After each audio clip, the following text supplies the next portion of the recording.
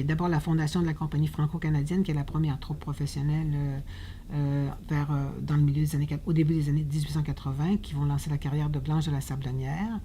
C'est une carrière en dents de scie pour la troupe et pour la comédienne, mais quand même, il reste ici que nous avons une coupure importante. Par la suite, dans les années 90, vont débarquer au Québec plusieurs acteurs français qui vont eux-mêmes mettre sur pied plusieurs troupes. Alors on pense à des gens comme Antoine Godot, à René Delville, qui vont créer le théâtre des variétés, par exemple, vers 1895. Godot va devenir un metteur en scène important. Delville est un auteur de revue. Et là, on aura plusieurs années qui vont voir arriver donc des acteurs qui vont mettre sur pied ce genre d'activité. Il y aura aussi, parallèlement, avec les grandes vagues d'immigration de la fin du 19e siècle, du théâtre en yiddish au Monument national de 1890 peut-être jusqu'à très avancé au 20e siècle, du théâtre en chinois. En chinois aussi, le Monument national étant situé au cœur de ces quartiers multiculturels. Et donc, il y aura une activité intense qui établit toujours des ponts avec New York d'un côté, pour en particulier le théâtre en yiddish et le théâtre chinois, et avec Paris pour le théâtre en français.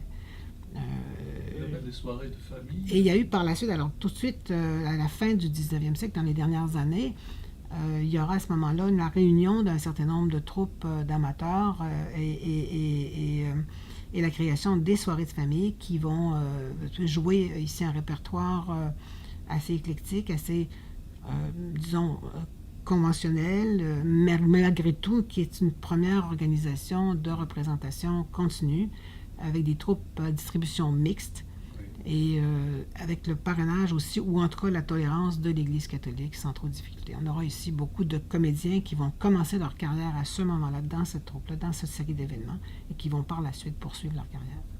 Est-ce que les programmations sont les mêmes en hiver et en été?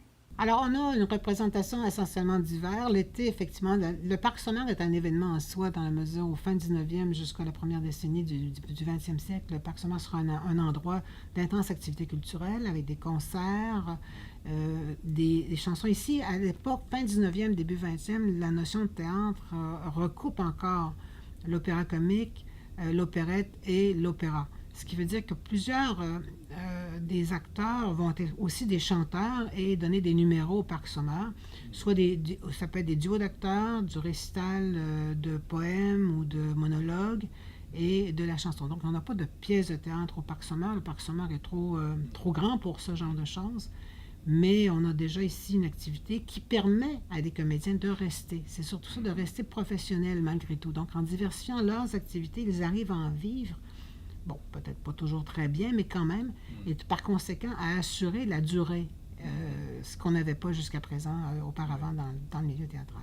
Et là, on parle des grandes villes, mais en région hors de Montréal et de Québec, peut-on aussi assister à du théâtre, même à un théâtre plus amateur, comme le théâtre de société? Et quel genre de pièces jouait-on alors? Alors, on a d'abord le théâtre de collège est toujours un lieu intéressant dans la mesure où les parents et amis sont invités dans les séances de fin d'année.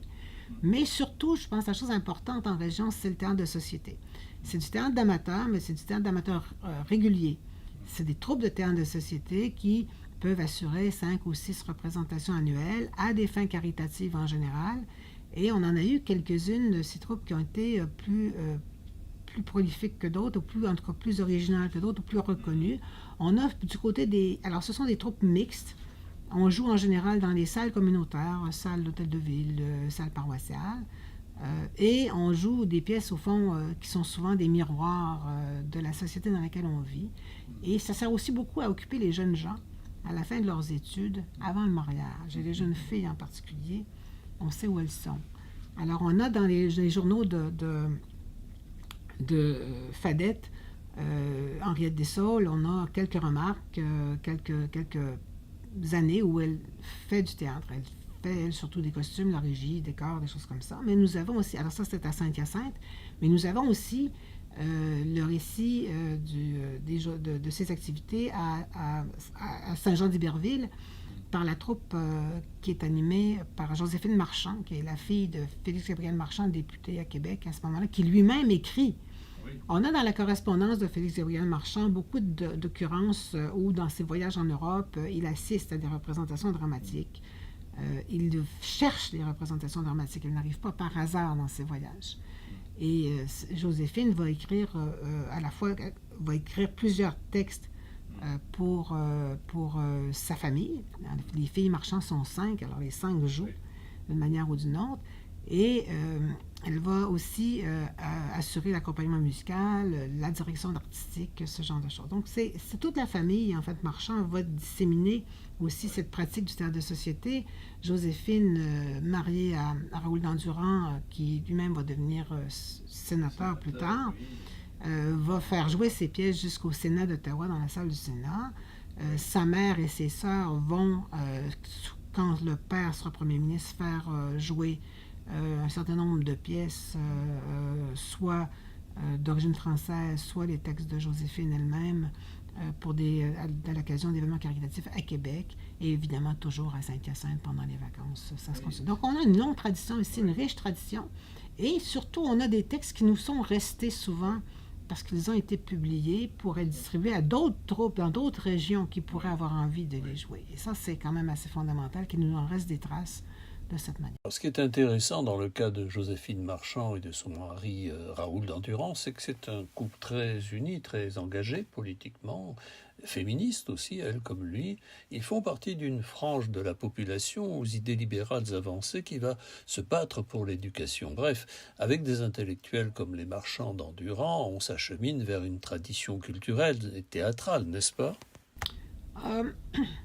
On s'achemine, oui. On n'y est pas encore vraiment, dans la mesure où on n'a pas encore ici un art dramatique qui soit très développé au plan esthétique. On a plutôt ici la tradition bon enfant du théâtre, mise en scène de façon assez automatique. On a des pièces importées du répertoire français, plutôt conservatrices, plutôt brèves, sans grande difficulté. On n'a pas non plus une écriture dramatique qui soit importante, encore que les soirées de famille est un peu ici alliée à l'École littéraire de Montréal par un certain nombre de personnes, genre, par exemple Jean Charbonneau, qui est un comédien aux soirées, Raoul Barré aussi, qui est un comédien aux soirées, et les deux seront membres de l'École littéraire de Montréal. Et il y a plusieurs auteurs dramatiques à l'École littéraire de Montréal qui expliquent d'ailleurs qu'on a un certain nombre de membres dont on ne sait pas trop ce qu'ils ont pu écrire dans leur vie, mais généralement c'est du théâtre qui a été perdu par faute d'édition. On pense à Germain Beaulieu, par exemple, qui a écrit La Passion, créée en 1902, par Julien Daou au Monument National. C'est en marge des soirées de famille, mais qui est une pièce à très très grand succès, reprise pendant des années pendant la Semaine Sainte, et avec des publics considérables. Alors, c'est un des grands succès de l'époque, et c'est une première pièce canadienne. Donc, on n'est pas encore rendu là. On est ici dans un théâtre quand même en voie de professionnalisation, mais je ne dirais pas que c'est encore un théâtre canadien. Il n'est pas, de ce point de vue-là, d'une grande originalité esthétique encore.